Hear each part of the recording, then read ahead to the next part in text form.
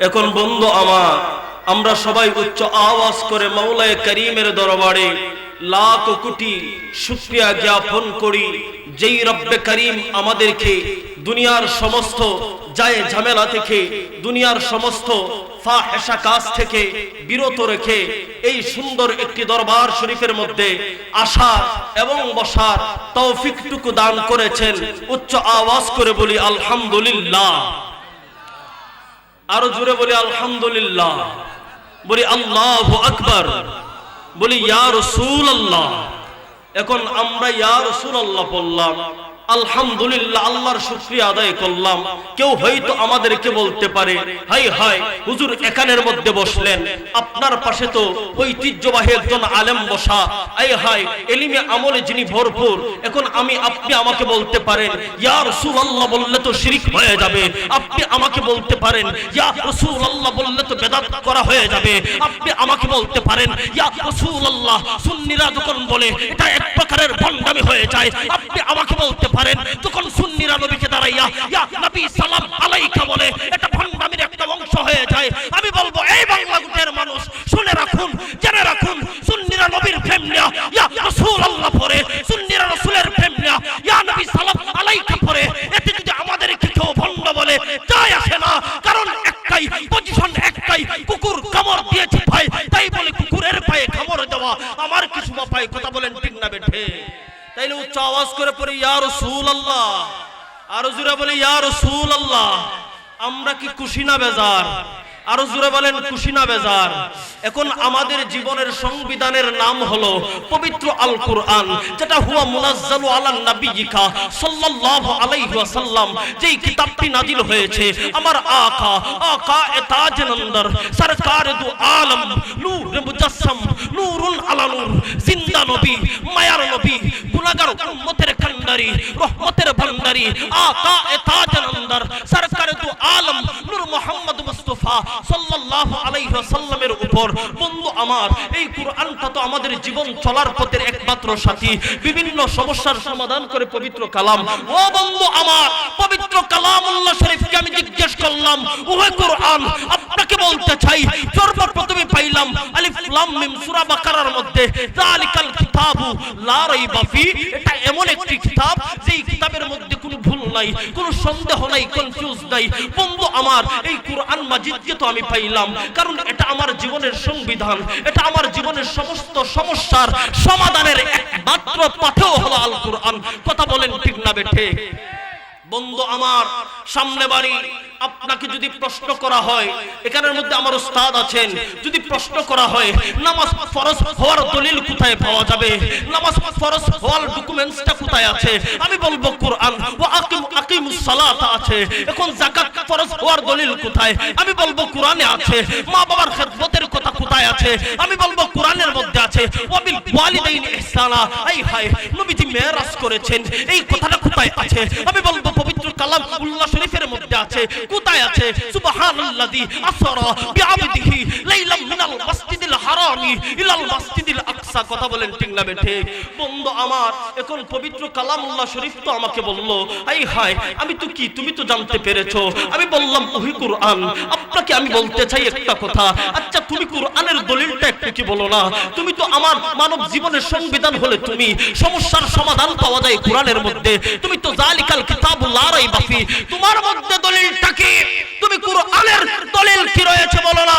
কোরআন একটা ডাক দিয়ে বললো, ওই মোল্লা তুমি কি জানতে চাও আমি কোরআনটা কার পাগল?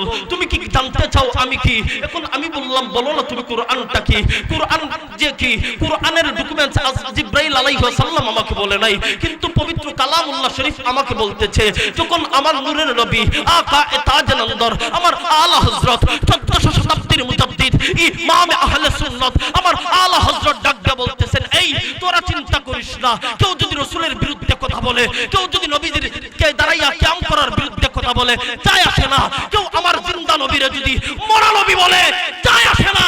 আমি আমার আলা হযরতকে বললাম, ওহে আমার আলা হযরত, আপনি বলেন না আমার নবী তো জিন্দা, আমার নবী তো জিন্দা। একদল তো আমার নবীকে মরা নবী বলতে চায়, তাদেরকে জবাব দিব কি? আলা হযরত ডাক দিয়ে বলল, এই হায় ওরে আশেক, এই প্রেমিক, তুই চিন্তা করিস না, কারণ তু জিন্দা হে আল্লাহ, তু জিন্দা হে আল্লাহ, মেরে চশমে সুবহানাল্লাহ। কারণ তোর নবী তো জিন্দা নবী।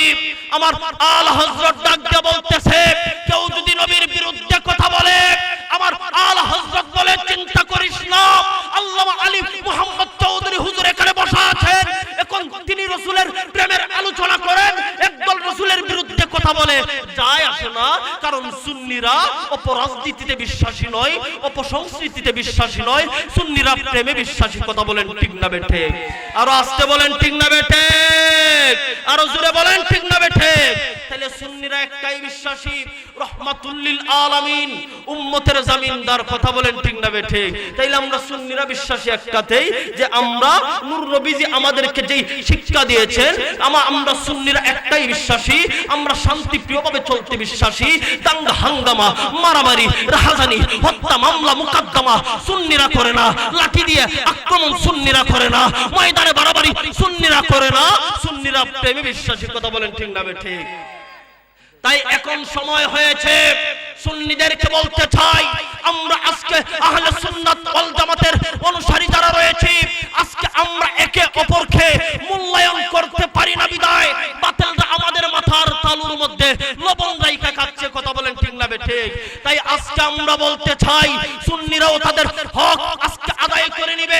স্বাধীনতার 54 বছর চলে গেল, যখন সুন্নিরা দেখতে পারলো কবরের লাশ নিরাপদ না, তখন সুন্নিরা বুঝে গেল না না আজকে থেকেই সুন্নিরা সতর্ক হতে হবে। কথা বলেন ঠিক না বেঠে? আমরা 26 তারিখ, হুজুর মনে হয় 26, আমাদের 26 তারিখ আমরা সুন্নিরা বলি নাই। একবার আমাদেরকে বলা হয়েছে, তোমরা আমরা চাইছিলাম সুহরাবর্দী উদ্যানের মধ্যে আমরা সবাই ঐক্য হব, সুন্নিরা সবাই মিলে এখানের মধ্যে কথা বলবো। সরকার আমাদেরকে প্রথম অনুমতি দিলেও দ্বিতীয়বার আমাদেরকে বলা হয়েছে সাইদাবাদ সংলগ্ন আমাদেরকে গোলাপবাগ মাঠের মধ্যে ফজরের সময় লাখ লাখ সুন্নি জনতারা ঐক্য হয়ে গেছে, ময়দানে নেমে গেছে। আবার ফজরের সময় আমাদেরকে বলা হইল না, গোলাপবাগ মাঠেও দেওয়া হবে না, তো কোথায় দেওয়া হবে? প্রেস ক্লাবের সামনে। ঢাকা প্রেস ক্লাবের সামনে গেলাম, তখন আবার বলতেছে এখানে না, আরেকটু ওই দিকে যাও। তখন আমরা সুন্নিরা বলতে লাগলাম, হাই হাই, সবাই জাতীয়, সবাই সুহরাবর্দী উদ্যানের ময়দানের মধ্যে তাদের কথা বলতে পারে, তারা ঐক্য হয়ে জুলুস করতে পারে, তাদের কথা, তাদের মনের ভাব প্রকাশ করতে পারে। কিন্তু আমরা সংখ্যাগরিষ্ঠ সুন্নিরা আজও অবহেলিত। বাংলার জমিনের মধ্যে সুন্নিদেরকে আজও পর্যন্ত মূল্যায়ন করা হয় না। কথা বলেন ঠিক না বেঠে? তাই একটা কথা বলতে চাই, সুন্নি জনতারা যারা আছেন, আমাদের হক, আমাদের অধিকার আমাদেরকে আদায় করে নিতে হবে। তাই তো বর্তমানে বাংলার জমিনের মধ্যে মোমবাতি প্রতীকে আমরা সুন্নি ঐক্য বিজয় করে ছাড়বো বলে ইনশাআল্লাহ। আরো জোরে তাকবীর, আল্লাহু আকবার, নারায়ে রিসালাত, ইয়া রাসূলুল্লাহ, আহলে সুন্নাত ওয়াল জামাত জিন্দাবাদ। ভাই আল্লাহর দুশমনেরা, ভাই আমার সময় শেষ। আমি রাজনীতি করি নাই, কারো বিরুদ্ধে কথা বলি নাই, আমি আমার অধিকারের জন্য আমি কথা বলেছি, আমি কারো বিপক্ষে কথা বলি নাই। যখন দেখেছি আমাদের ঈদ মিলাদুন নবীর ময়দানের মধ্যে, জুলুসের মধ্যে পার্টি আক্রমণ করা হয়, তখন আমরা বুঝতে পারলাম না না সুন্নিদের অধিকার যেই বাংলার জমিনের মধ্যে 90টার উপরে মাজার ভেঙে ফেলা হয়েছে, তখন সুন্নিরা বুঝতে পারলো না না ওলি আল্লাহর জমিন, ওলি আল্লাহর বাংলাদেশ, শাহজালালের বাংলাদেশ, বিপদে পড়লে রক্ষা করো আল্লাহ, তখন আমরা বলি। আর বিপদ শেষ হইলে মাজার ভাঙার কথা বলি। সুন্নিরা এখন চাইবে মাজার নয়, পুরো বাংলার জমিন হক প্রতিষ্ঠা করার জন্য সুন্নিরাই ময়দানে নামবে। কথা বলেন ঠিক না বেঠে? তাই আল্লামা তাহিরির জন্য আমরা সবাই দোয়া চেয়ে নিচ্ছি, আল্লাহ যেন সকলকে কবুল করেন। সবাই বলে আমিন।